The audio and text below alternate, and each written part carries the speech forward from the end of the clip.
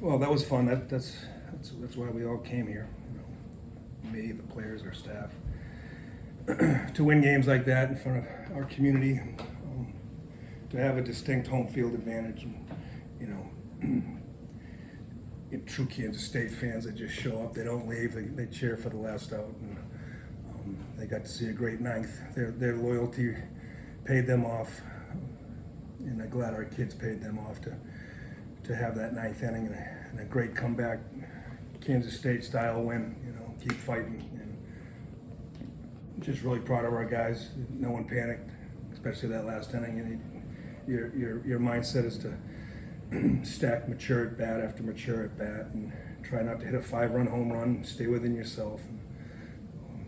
We had every single guy on our team who hit that inning have that mentality, and allowed us to, you know, to win at the last at bat. And Jacob Frost allowed us to do that too. You know, he got hit around a little bit, and by a good offensive team, he didn't panic, and he damage controlled that outing and gave his teammates a chance to win the game in the ninth. What's going through your mind when Keegan goes out to the plate there? He's our hottest hitter, so that's good.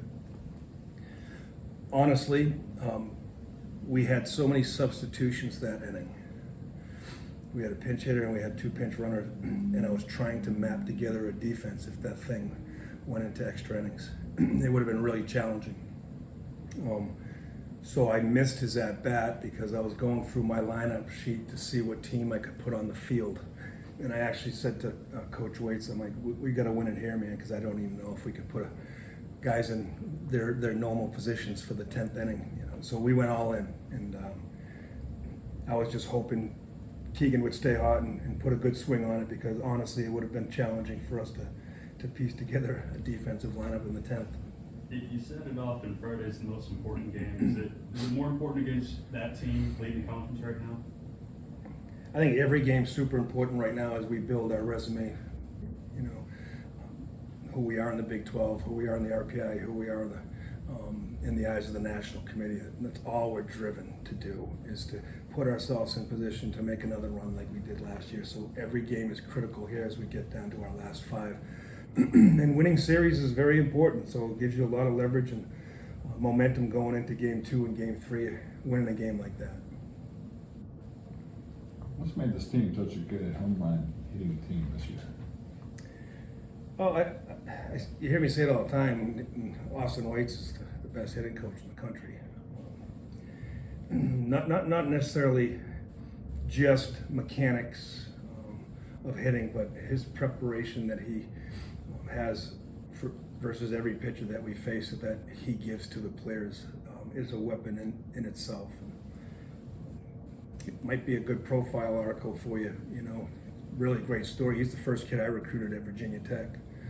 I called Austin Waits and Russell Wilson my first day as the head coach at Virginia Tech, and he helped me turn a program around at Virginia Tech as a player, and he's helped me do it here as a coach. I think I think he might be the only black associate head coach in the Power 4, which is a ridiculous statement, but I'm glad we have him. He's the next future successful, great head coach in the Power 4, waiting to happen. So that's why we've had a power surge. And AJ Kloss, our strength coach, does a phenomenal job with our guys. He changes body types. Guys make unbelievable leaps in their strength numbers that allow them to be physical and at the plate, where, you know, their misses are productive, where before they've gotten to our strength and conditioning program, misses were misses. So those two guys have nothing to do with it. I want to go to the double plays because, I mean, how are you? Womp, womp, womp, womp. I mean, Mitch is here. Yeah. How you feel? Well, it's appropriate to ask because I with had the it written in results, my right? post-game notes. I've never seen anything like it.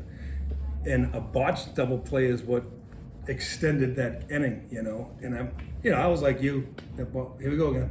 Here's the sixth one. Yeah. You know, that can't happen. If you want to be a productive offensive team, you have to keep the ball off the ground and be athletic with your hands and stay out of double plays.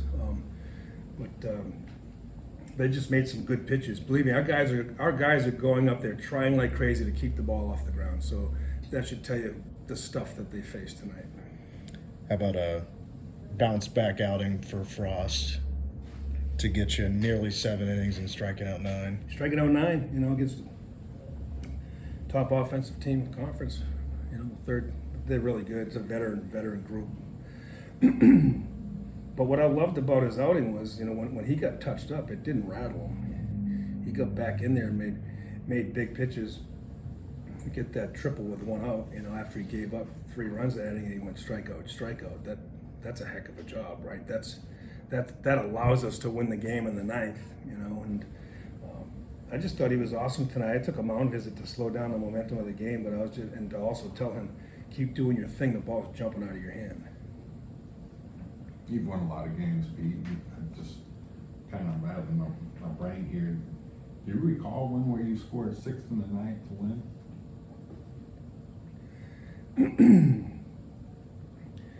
We beat Yale at Boston College. We were down 8 in the 9th. Governor DeSantis was hitting 4-hole for Yale that day. Got us for 2 doubles. He's 3 for 5. Played left field. Then when I was at OU, we beat Kansas on a Friday night, down 5 in the 9th with a walk-off grand slam.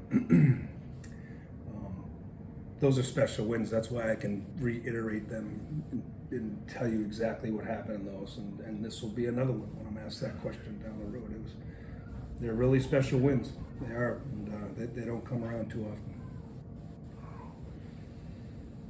often. When the ball took that bad hop for Swain at third, could that have been at the time like you're just starting to kind of feel it, and the guys in the dugout are starting to feel it? Because it seemed like the place really started jumping at that point.